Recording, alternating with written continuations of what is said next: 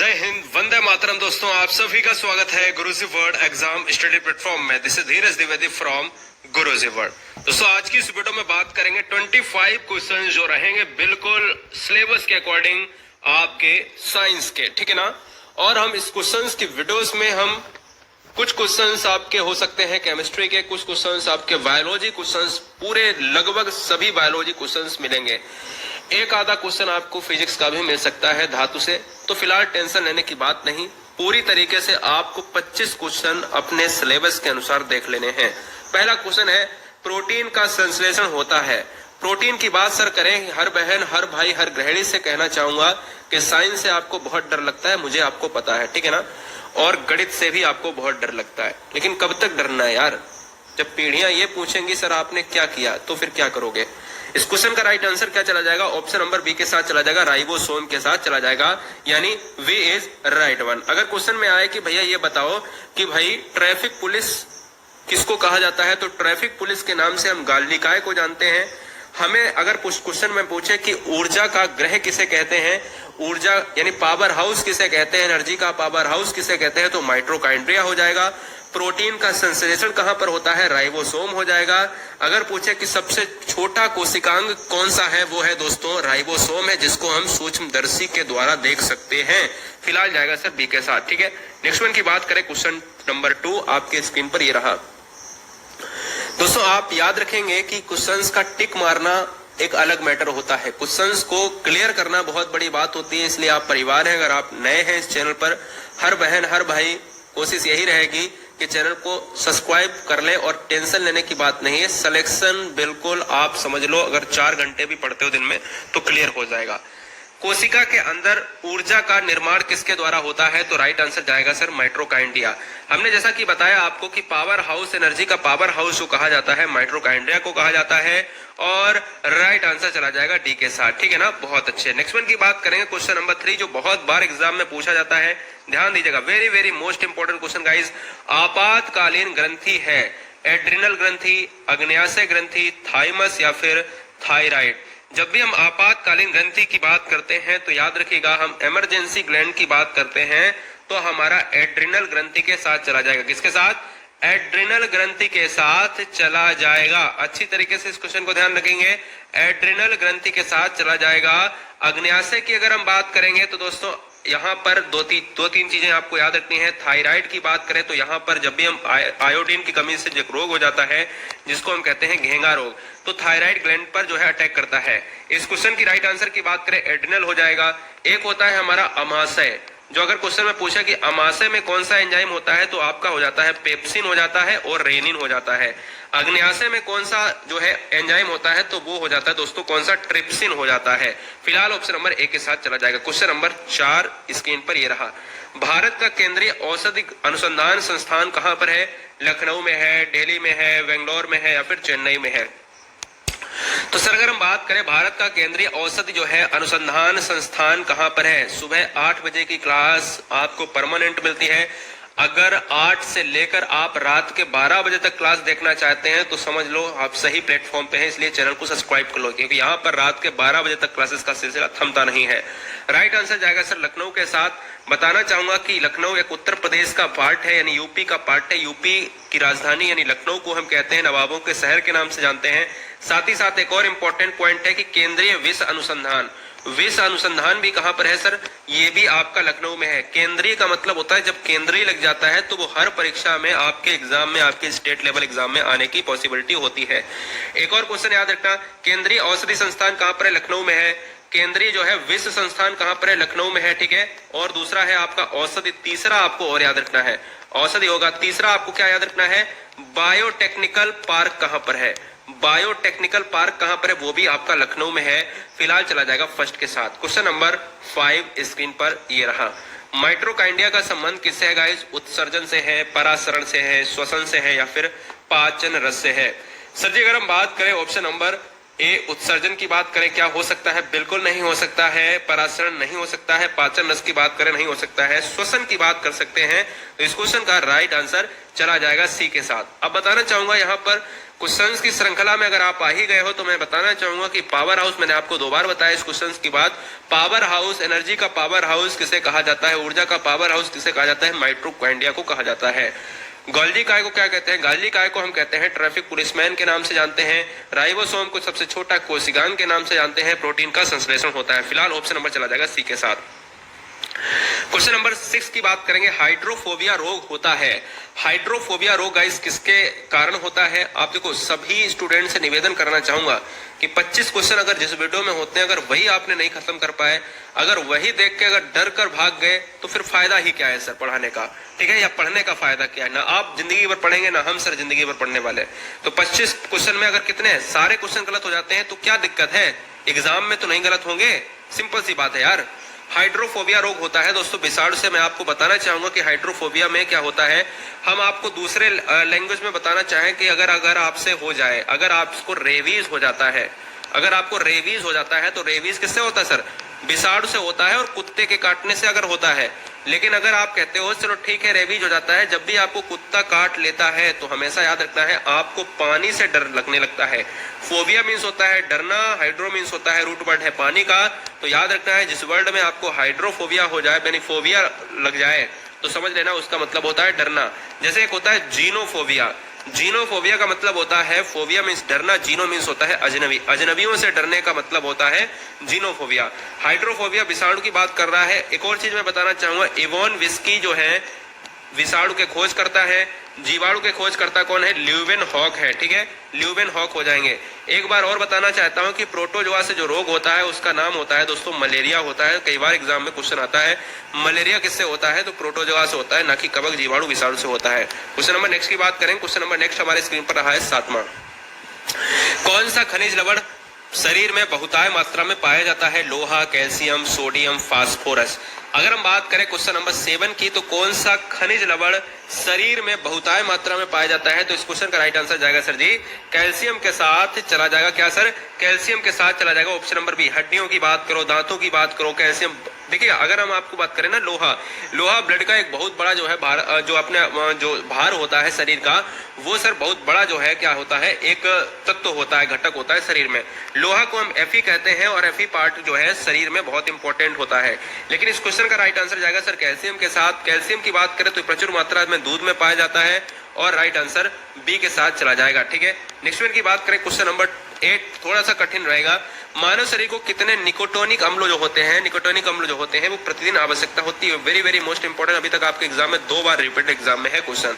तो जब भी ऐसा क्वेश्चन आ जाए तो इस क्वेश्चन को नोट डाउन करेंगे या स्क्रीनशॉट ले लेंगे। तो इस क्वेश्चन का राइट आंसर जाएगा सर जी ऑप्शन नंबर बी 15 ग्राम के साथ चला जाएगा। मानव शरीर को कितने निकोटिनिक अम्ल की प्रतिदिन आवश्यकता होती है? तो ऑप्शन नंबर जाएगा बी के साथ 15 ग्राम राइट आंसर हो जाएगा। क्वेश्चन नंबर 9 ये रहा। सूर्य की किरणों का कौन सा भाग सोलर कुकर को गर्म करता है? सूर्य की किरणों का कौन सा भाग सोलर कुकर को गर्म करता है? इंफ्रारेड किरणें, कॉस्मिक किरणें, परावैंगनी किरणें, रेड लाइट किरणें। अगर मैं आपसे बात करूं अर्थ पर हम हैं और सूर्य से आने वाली किरणें हमें ओजोन किससे बचाती हैं? तो हम कहेंगे सर परावैंगनी किरणें। लेकिन सूर्य की किरणों का कौन सा भाग सोलर कुकर को गर्म करता है? इस क्वेश्चन का राइट आंसर जाएगा इंफ्रारेड किरणें, यानी ऑप्शन नंबर चला जाएगा 1। जब भी ओजोन से पूछे हमारा तो राइट आंसर जाएगा सर सी के साथ। बहुत बढ़िया गाइस, बहुत बड़े सैल्यूट है। क्वेश्चन की श्रृंखला में बने रहने के लिए आपका बहुत बहुत शुक्रिया। और यहाँ पर चलते हैं नेक्स्ट वन की तरफ। तो इंफ्रारेड के साथ क्वेश्चन हो जाएगा। Question number 10। किस अम्ल में ऑक्सीजन नहीं होता है? किस अम्ल में ऑक्सीजन नहीं होता है? सल्फ्यूरिक अम्ल H2SO4 की बात करते हैं, नाइट्रिक अम्ल HNO3 की बात करते हैं, क्या HNO3 की बात करते हैं, हाइड्रोरिक जो है हाइड्रोक्लोरिक अम्ल की बात करें तो यहाँ पर क्या हो जाएगा? यहाँ पर क्या हो जाएगा? तो ये क्वेश्चन का राइट आंसर जाएगा option number C is right answer. Oxygen Bharat में जो अगर भारत की बात करें या विश्व की बात करें तो कोई दिक्कत नहीं है। नहीं तो बच्चे भारत में कहें कि सर जी यहाँ पर हमारी जमीन में कितना होता होगा, या फिर पृथ्वी के में अगर पूरे वर्ल्ड में बात करें तो यार याद रखो कि कहीं भी जमीन तो सभी की बराबर होती है, लैंड की बात होती है। अगर आप वायुमंडल की बात करोगे तो वायुमंडल भी सबका होता है, तो 21% के साथ वायुमंडल में होती है ऑक्सीजन। अगर पूछा जाए कि पृथ्वी पर सबसे ज्यादा कौन सा घटक या कौन सा तत्व है, तो वो भी ऑक्सीजन होता है। अगर आपसे पूछा जाए कि ओजोन जो परत होती है उसका सिंबल क्या होता है, O3 होता है, जो किसका रूप है, जो एक किसका रूप है, O3 जो होता है ना, ये O2 प्लस जो है O का रूप होता है, यानी आपका ऑक्सीजन का रूप होता है। तो इस क्वेश्चन का राइट आंसर फिलहाल जाएगा हाइड्रोक्लोरिक अम्ल के साथ, option number C is right one हो जाएगा। ठीक है, सबसे हल्की धातु कौन सी, यहां से दो क्वेश्चन बनेंगे, क्या सबसे हल्की धातु और सबसे वजनीली धातु कौन सी है। अगर पहले सबसे हल्की धातु पूछता है, क्या पोटेशियम होगी, लिथियम होगी, सोडियम होगी या फिर हाइड्रोजन होगी, जल्दी से बताएंगे, कमेंट करेंगे। तो इस क्वेश्चन का राइट आंसर किसके साथ जाएगा, इस क्वेश्चन का राइट आंसर जो भी बच्चे लगाना चाहते हैं लिथियम, तो आपका राइट आंसर हो जाएगा, किसके साथ, राइट आंसर हो जाएगा। तो आपको बताना चाहूंगा कि इस क्वेश्चन में एक और क्वेश्चन बनता है कि सबसे भारी धातु कौन सी होती होगी, भारी धातु कौन सी होती होगी, ये भी तो जहन में आता होगा दिमाग में। तो वो होती है दोस्तों ओस्मियम होती है, कौन सी, ओस्मियम होती है धातु। ओस्मियम लिखा कैसे जाएगा, हिंदी में आपको मैं लिख के दिखा दे रहा हूं, ओस्मियम। क्या सर, ओस्मियम धातु जो है सबसे भारी धातु है, हल्की धातु आपका लिथियम के साथ चला जाएगा। क्वेश्चन नंबर नेक्स्ट की बात करें, क्वेश्चन नंबर 12, उत्तल दर्पण द्वारा बना प्रतिबिंब होता है, उत्तल दर्पण द्वारा बना प्रतिबिंब होता है गाइस, तो जल्दी से बताएंगे, वास्तविक सीधा, वास्तविक उल्टा, काल्पनिक सीधा या फिर काल्पनिक उल्टा। हमेशा याद रखिएगा यहाँ पर आभासी या काल्पनिक की बात होती है उत्तल दर्पण में, तो काल्पनिक वाला पार्ट ले लेंगे। ठीक है, काल्पनिक वाला पार्ट ले लेंगे, तो या तो ये होगा या तो ये होगा। तो एक चीज और याद रखने, उत्तल दर्पण में हमेशा सीधा बनता है ना कि उल्टा बनता है, तो किसके साथ जाएगा, option number C is right answer. बहुत बढ़िया साहब, जबरदस्त, बहुत अच्छे, क्या बात है सर, सैल्यूट है आप सभी को। और क्वेश्चन नंबर लेना चाहेंगे 13 स्क्रीन पर, ये थोड़ा सा कठिन रहेगा। ध्वनि की पिच यानी तीक्ष्णता का निर्धारण होता है, ध्वनि की पिच यानी तीक्ष्णता का निर्धारण होता है, किससे होता है, गति से होता है, आयाम से होता है, आवृत्ति से होता है, प्रबलता से होता है। तो इस क्वेश्चन के राइट आंसर की बात करें तो ऑप्शन नंबर किसके साथ जाएगा, जो आंसर बच्चे लगा रहे हैं सी भैया, सी लगा रहे हैं, वो बिल्कुल क्या है ना, वो बिल्कुल भैया क्या है, राइट आंसर है। ठीक है ना। क्वेश्चन नंबर नेक्स्ट वन की बात करें, क्वेश्चन नंबर 15, भारत में श्वेत क्रांति का जनक किसे कहा जाता है। श्रृंखला 10 बजे रात की श्रृंखला में भी आपका बहुत बहुत स्वागत रहता है, क्योंकि वहां पर क्वेश्चन थमते नहीं है, व्याख्या थमती नहीं है। सोने से पहले जीके का खजाना, रात के 10 बजे भूल न जाना आना। जी हाँ, तो बहुत बढ़िया, यहाँ पर पूरे दिन आपको क्लासेस मिलती हैं। भारत में श्वेत क्रांति का जनक किसे कहा जाता है गाइस, तो इसलिए राइट आंसर जाएगा सर, श्वेत क्रांति बोले तो दुग्ध क्रांति मैं कह सकता हूँ, हरित क्रांति बोलता तो मैं MS स्वामीनाथन लगा देता। और इस क्वेश्चन का राइट आंसर वर्गीज कुरियन के साथ चला जाएगा, यानी वर्गीज कुरियन को हम श्वेत क्रांति का जनक कहते हैं। हरित क्रांति का जनक किसे कहते हैं, हरित क्रांति का जनक कहते हैं भारत में MS स्वामीनाथन को, और विश्व में किसे कहते हैं, विश्व में नॉर्मन बोरलॉग को कहते हैं। ये भी याद रखेंगे। ठीक है, 1 जून को हम दुग्ध दिवस की बात भी कर लेते हैं। फिलहाल क्वेश्चन नंबर 16 की बात करेंगे, कह रहा है 16 राशियों की कुल संख्या कितनी है। राशियों की सर कुल संख्या कितनी है, क्वेश्चन में 16 नंबर कह रहा है सर राशियों की। आप जो ज्योतिषी के अनुसार राशियां देखते हैं सर, वो बात कर रहा है। आप जो ज्योतिषी के अनुसार राशियां देखते हैं सर, वो बात आपसे कर रहा है, और सर कोई बात नहीं कर रहा है। नहीं तो आपको सर क्या बात कर रहा है भाई, राशि कौन सी है। तो भैया जी मैं अगर आपसे बात करूं ना राशियां, तो हमारे अगर हम बात करें पूरी तरीके से पूर्वजों से लेकर आती हुई जो राशियां हैं, वो है सर पूरी 12। ठीक है, पूरी 12 राशियां हैं। आपकी राशि कौन सी है, कमेंट मुझे जरूर करें। मेष राशि, वृष राशि, मिथुन राशि, कर्क राशि, सिंह राशि, कन्या राशि, तुला राशि, वृश्चिक राशि, धनु राशि, मकर राशि, कुंभ राशि, मीन राशि। तो ये 12 राशियां हैं। यही राशियां आपके यहाँ पर क्वेश्चन में पूछी गई है। क्वेश्चन नंबर 17, गेहूं का खाया जाने वाला भाग कौन सा है। तो आप कह दोगे गेहूं का खाया जाने वाला भाग बीज होगा, है ना, यही कहोगे ना। लेकिन यहाँ पर ऑप्शन है भ्रूण है, भ्रूण कोष है, भ्रूण कोष नहीं भ्रूण पोष होता है। क्या होता है सर, भ्रूण पोष होता है सर। ठीक है, भ्रूण पोष है, केवल बीज या फिर पूरा फल। तो दोस्तों इस क्वेश्चन का राइट आंसर जाएगा भ्रूण पोष ही खाया जाता है, याद रखेंगे। और इस क्वेश्चन का राइट आंसर जाएगा सर बी, राइट वन हो जाएगा। ट्रिटिकम सटाइवम होता है, इसका वैज्ञानिक नाम होता है होमो सेपियंस, वैज्ञानिक नाम होता है मनुष्य का। राना टिग्रिना वैज्ञानिक नाम होता है एक मेढक का। फिलहाल ऑप्शन नंबर बी के साथ जाएगा। नीचे आंसर गलत दिए हैं, इसकी चिंता आप बिल्कुल मत करें, क्योंकि हम पूरी व्याख्या आपके सामने रख रहे हैं।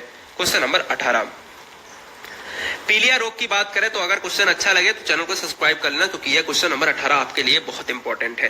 पीलिया रोग किसकी अधिकता के कारण होता है? तो पीलिया रोग की बात करें तो दोस्तों ये बिलिरुबिन के साथ होता है, यानी अगर हम बात करते हैं तो यही आपका कारण होता है, यही आपका जो है क्या होता है, रीजन करता है कि भाई बढ़ता है तो भाई पीलिया रोग, इसको हम इंग्लिश में जॉइंटिस कहते हैं। मैं आपको बताना चाहूंगा कि पीलिया रोग के लिए आपको एक क्वेश्चन आता है कि पीलिया रोग जब भी होता है तो कौन सा शरीर का अंग डैमेज होता है? तो वो हो जाता है दोस्तों यकृत डैमेज हो जाता है। यकृत को हम हिंदी में इंग्लिश में कहते हैं सर लीवर कहते हैं, और हिंदी में इसको एक और नाम से कहते हैं सर जिगर के नाम से, है ना। तो जिगर के नाम से, लीवर के नाम से, यकृत के नाम से हम पीलिया रोग यानी यकृत को हम कह सकते हैं, लीवर को कह सकते हैं, ये सभी एक ही है। तो पीलिया रोग जब भी होता है किसी भी इंसान को तो यकृत डैमेज हो जाता है, लीवर डैमेज हो जाता है, जिगर डैमेज हो जाता है, तो सबसे पहले उसकी दवा जो डॉक्टर करता है वो लीवर की करता है, पीलिया अपने आप सही हो जाता है। बिलिरुबिन हो जाएगा इस क्वेश्चन का right answer, option number B के साथ चला जाएगा। क्वेश्चन नंबर 19 की बात करेंगे, 25 क्वेश्चन केवल करेंगे दोस्तों, इसलिए बने रहने के लिए बहुत बहुत धन्यवाद। और क्वेश्चन नंबर 19, लाइकेन जिन दो वर्ग के पौधों से मिलकर बनता है वो कवक फर्न है, शैवाल ब्रायोफाइटा है, जीवाणु विषाणु है या फिर कवक शैवाल। जब भी हम बात करते हैं सर जी जीवाणु विषाणु, जीवाणु की खोज करी है ल्यूवेनहॉक ने, विषाणु की खोज करी है इवोन विस्की ने। विषाणु से होने वाले रोग होते हैं चेचक, रेबीज, है ना, और खसरा की बात करें, एड्स की बात करें, है ना, तो ये होते हैं। बहुत बढ़िया।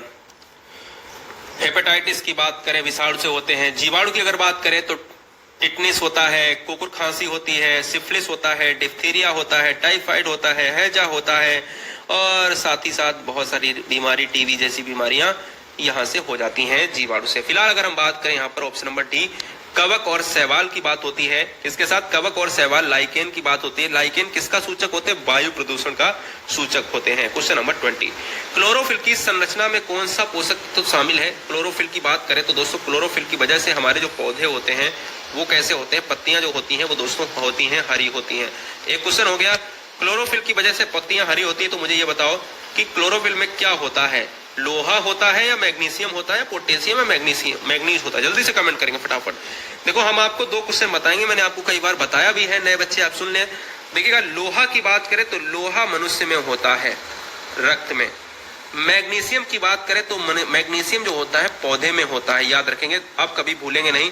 मैग्नीशियम Mg12 की बात होती है। फिलहाल ऑप्शन नंबर डी के साथ जाएगा, ठीक है, याद रखेंगे, 20 का डी हो जाएगा। क्वेश्चन नंबर 21, निमोनिया रोग से प्रभावित होने वाला शरीर का कौन सा भाग होता है? निमोनिया रोग की बात करें, फेफड़ा की बात कर रहा है, छाती की बात कर रहा है, यकृत की बात कर रहा है, मस्तिष्क की बात कर रहा है।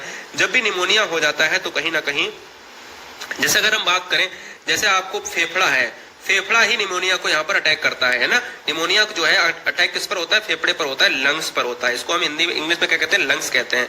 दूसरी चीज आपको बताना चाहूंगा कि भैया एक और रोग है जिसको हम कहते हैं सर क्या? कोरोना। कोरोना भी क्या है सर? कोरोना एक रोग होता है जो भी हमारा किस पर करता है सर? फेफड़े पर भी आपका ये डिजीज है, यानी आप जानते हो ना, फेफड़े पर ही करेगा। समझ रहे ना, इस चीज को याद रखना है। ये कैसा है? ये वायरस डिजीज है जो चाइना के वुहान शहर से आया था, जिसका जो ऑफिशियल नेम है वो है सर कोविड-19, यानी को से कोरोना, बी से वायरस, टी से डिजीज, और 2019 में आया था। फिलहाल ऑप्शन नंबर चला जाएगा एक के साथ। क्वेश्चन नंबर 22, मेरीकल्चर में किसका उत्पादन किया जाता है? मेरीकल्चर में किसका उत्पादन किया जाता है? मेरीकल्चर में किसका उत्पादन किया जाता है? बहुत बढ़िया। तो दोस्तों अगर हम बात करें मेरीकल्चर की बात कर रहे हैं तो याद ये रखना है गाइस, याद क्या रखना है? बहुत बढ़िया, क्या बात है। तो इस क्वेश्चन में ध्यान देने वाली बात यह है दोस्तों कि भाई मधुमक्खी की बात करेंगे? नहीं, बिल्कुल नहीं। पोमोकल्चर की बात होती है, फूलों की, समुद्री जीव की बात हो जाती है, तो दोस्तों मेरीकल्चर हो जाता है। क्वेश्चन नंबर 23, लाल रक्त कणिकाओं का जीवन काल। लाल रक्त कणिकाओं का मतलब होता है दोस्तों RB और C। RB और C की बात हो रही है तो हम कह सकते हैं रेड ब्लड कार्पल्स होता है 120 घंटा, 120 दिन, 120 सप्ताह या 1 साल। इस क्वेश्चन का जो राइट आंसर जाएगा वो चला जाएगा 120 दिन के साथ। जब भी हमसे बात करें, ध्यान दीजिएगा, जब भी हमसे बात करें WBC की, वाइट ब्लड सेल्स की, तो ये सर होते हैं 2 से 4 डेज, 2 से 4 दिन की बात होती है। WBC काम करते हैं आपके रोग प्रतिरोधक क्षमता के बढ़ाने या घटाने की बात होती है। अगर WBC की कमी है तो कोरोना जैसे रोग आपको हो जाएंगे फटाफट, क्योंकि WBC अगर कम है आप में तो आपको जल्दी से जुकाम होगा, जल्दी से बुखार होगा, और एड्स का रोग भी इससे बहुत जल्दी लग जाता है, क्योंकि रोग प्रतिरोधक क्षमता पर ही डिपेंड करता है एड्स का रोग।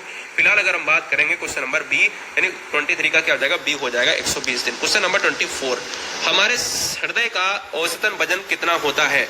हमारे हृदय का औसतन वजन कितना होता है? हृदय में 4 कोष्ठक की बात होती है, बायां निलय, दायां अलिंद, बायां अलिंद, दायां निलय। ठीक है, हृदय की बात करें तो हृदय में एक और इंपॉर्टेंट होता है, एक ECG होता है, इलेक्ट्रोकार्डियोग्राम की बात होती है।